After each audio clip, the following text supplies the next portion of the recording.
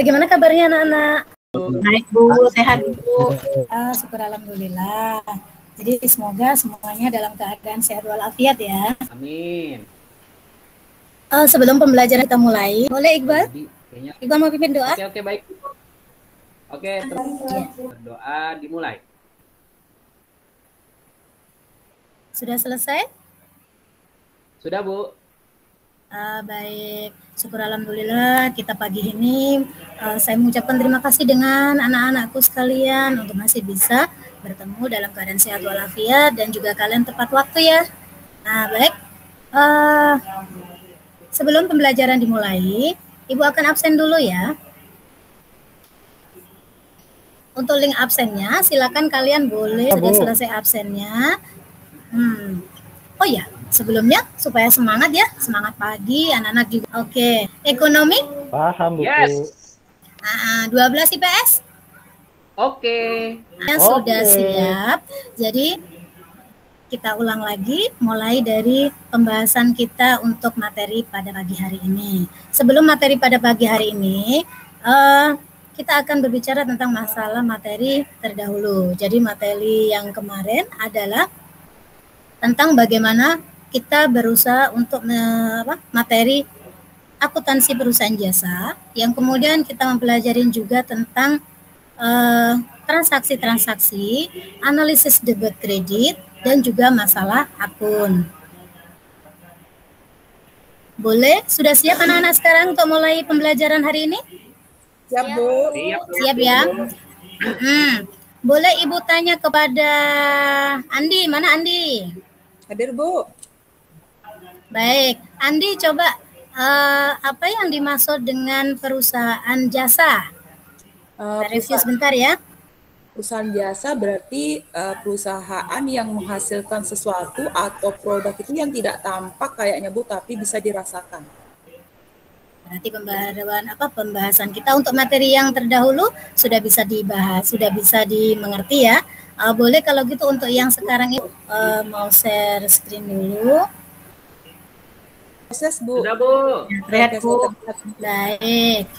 Nah, jadi untuk pagi hari ini kita akan mempelajari tentang materi tahap pencatatan pada siklus akuntansi perusahaan jasa.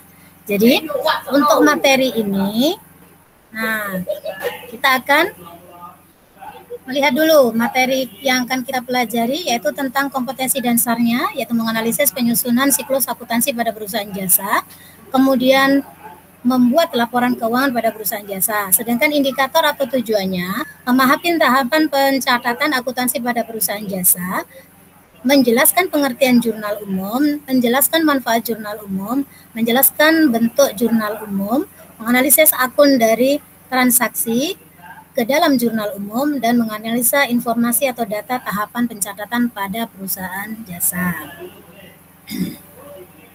Nah, ini peta konsepnya, yaitu siklus akuntansi perusahaan jasa. Ini ada tahap pencatatan, ada tahap pengiktisaran, dan ada tahap pelaporan. Kita masih di sini nih pada tahap pencatatan. Jadi pencatatan itu kita di sini ada bukti transaksi, sudah pernah kita pelajari kemarin. Kemudian jurnal umum. Nah, kita akan lebih spesifik untuk membahas tentang jurnal umum. Yang kemarin kita sudah ke bukti transaksi anak-anak ya?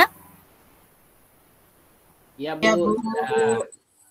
Yang kwitansi baik, kalau bukan ya Bu ya?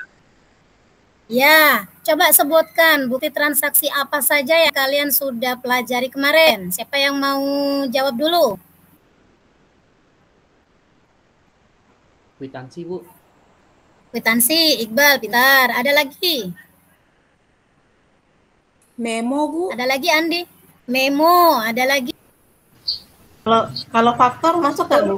Faktur masuk, pintar. Faktur. Nah, ada yang bisa menjelaskan jadi dari bukti-bukti transaksi tersebut, apa maknanya, apa bedanya antara faktur, kemudian ada kwitansi, dan ada memo. Siapa yang bisa menjelaskan?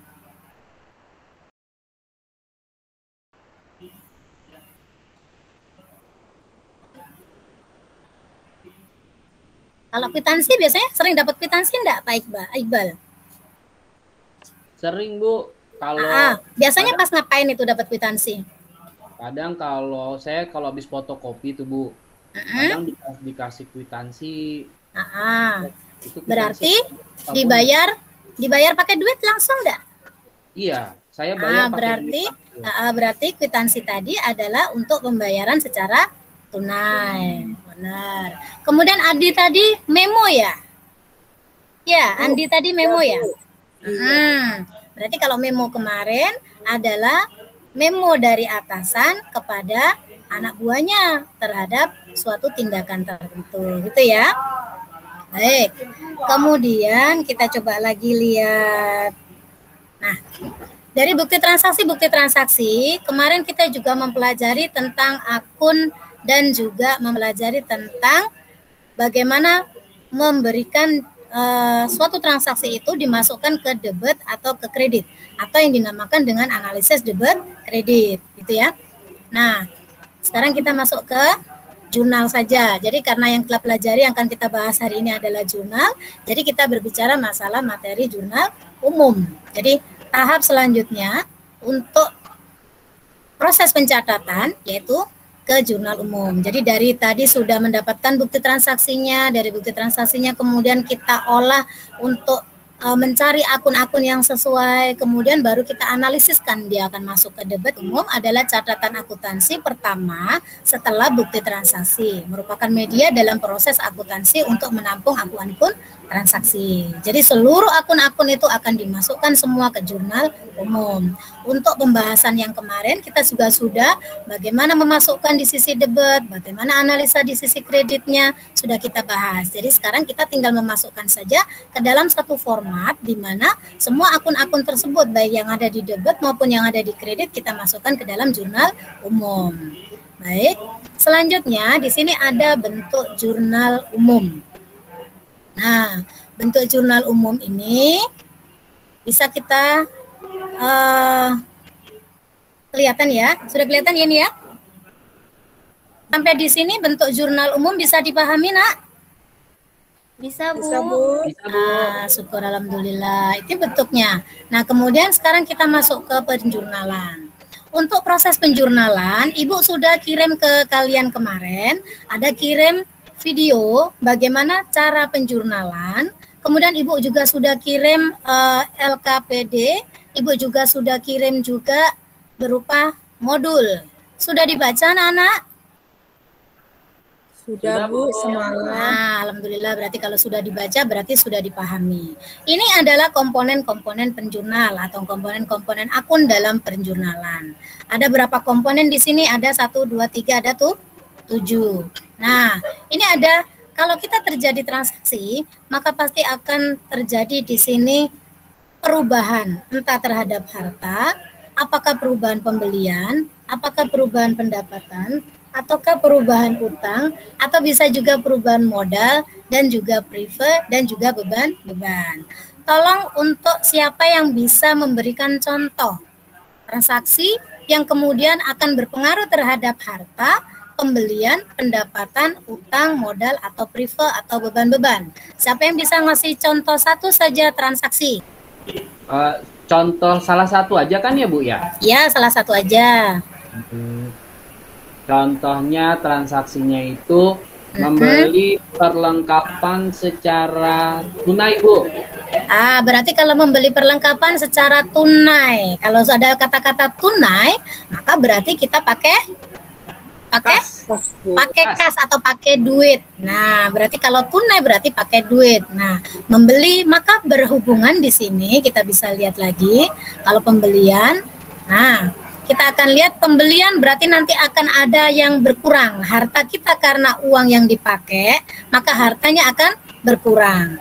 Yang dibeli apa tadi Iqbal? Perlengkapan Bu. Yang dibeli perlengkapan. Nah, kalau yang dibeli perlengkapan, berarti nanti perlengkapan itu bisa kita masukkan juga ke harta. Jadi satu transaksi, harta berkurang, tapi ada harta lain bertambah.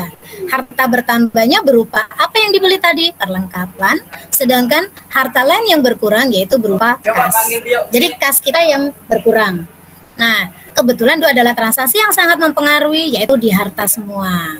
Kadang ada juga pembelian di sini, pembelian pembelian perlengkapan kantor, tetapi tidak secara tunai, secara kredit. Berarti kita tidak melakukan pembelian dengan uang, tetapi karena kita kredit artinya kita belum membayar. Berarti kalau belum membayar berarti punya apa dong?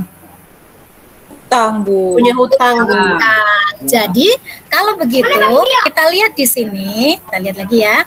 Nah, di sini berarti harta kita bukan berupa uang, tapi harta ini di sini berupa perlengkapan bertambah, tetapi di sini nanti ada utang juga bertambah. Kalian pelajari atau yang sudah kalian lihat di video dan juga di modul yang sudah Ibu bagikan ke kalian, apakah ada pertanyaan? Ada, Bu, sudah terlihat. Boleh. Ada, Bu, saya mau tanya, Bu. Ya. Kan kemarin di video itu kan ada yang pencatatan yang masuk ke debit dan masuk ke kredit, Bu.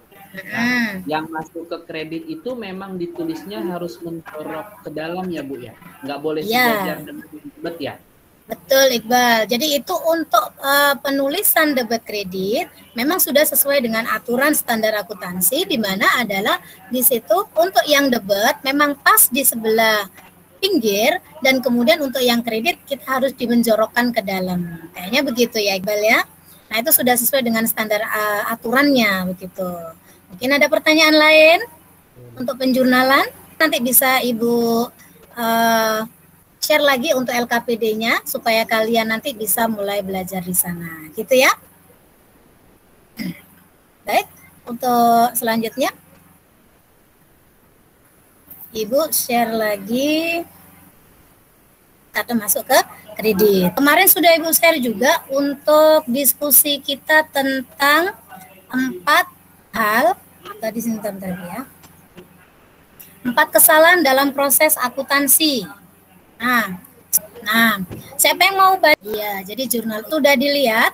Coba sekarang Ibu kasih waktu untuk kalian melihat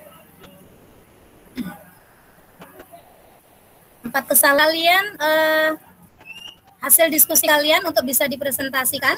Siapa 4 hal yang perlu diperhatikan dalam kesalahan-kesalahan yang terjadi, yang sering terjadi dalam hal yaitu pencatatan.